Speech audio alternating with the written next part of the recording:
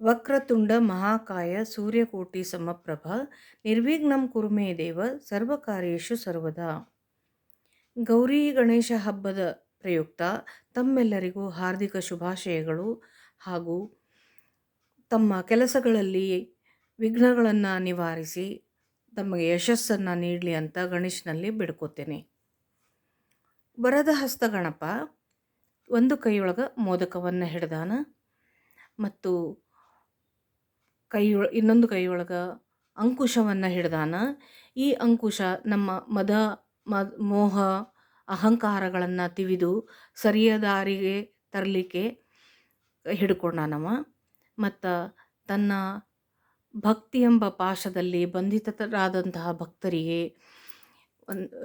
ಯಶಸ್ಸನ್ನು ನೀಡಲಿಕ್ಕೆ ಹಾಗೂ ಅವರಿಗೆ ಆಶೀರ್ವಾದ ಮಾಡಲಿಕ್ಕೆ ಅವ ಹಿಡ್ಕೊಂಡಾನ. ಅದನ್ನು ನಮ್ಮ ಮನಸ್ಸು ಅನ್ನೋ ಇಲ್ಲಿ ಏನು ಚಂಚಲವಾಗಿರ್ತದೆ, ಅದರ ಮೇಲೆ ಸವಾರಿ ಮಾಡಿ ಒಂದು ನಿಷ್ಠೆಯಿಂದ ಕೆಲಸ ಮಾಡುವಂತೆ ನಮ್ಮನ್ನು ಪ್ರೇರಣೆ ಮಾಡ್ತಾನೆ.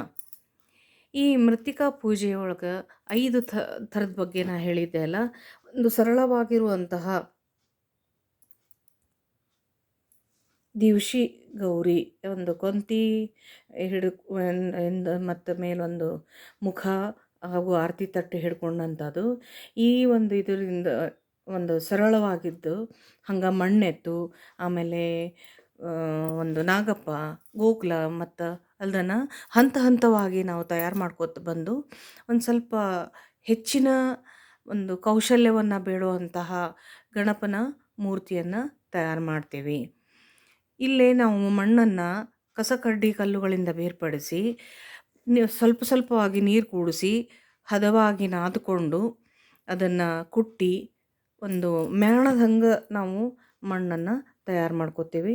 ಇಲ್ಲಿ ನೋಡಬಹುದಿದು ಈ ಮಣ್ಣು ಈ ರೀತಿ ತಯಾರು ಮಾಡಿಕೊಂಡು ಮನೆಯೊಳಗೆ ಸಿಗುವಂತಹ ಸಾಮಾನುಗಳನ್ನು ನಾವು ಬಳಸ್ಕೊಂಡು ಚಮಚ, ತ್ರಿಜ್ಯ ಇರ್ಬೋದು, ಹಳೆಯ ಬ್ರಷ್ ಇರ್ಬೋದು, ಒಂದು ಸ್ಕ್ರೂ ಡ್ರೈವರು, ಪೆನ್ನು ಇತ್ಯಾದಿಗಳನ್ನು ಬಳಸ್ಕೊಂಡು ಕೈಯಿಂದ ಈ ಗಣಪನನ್ನು ತಯಾರು ಮಾಡೀನಿ. 10 ವರ್ಷಗಳಿಂದ ನಾನು ಮಾಡ್ತಾ ಇದ್ದೇನೆ.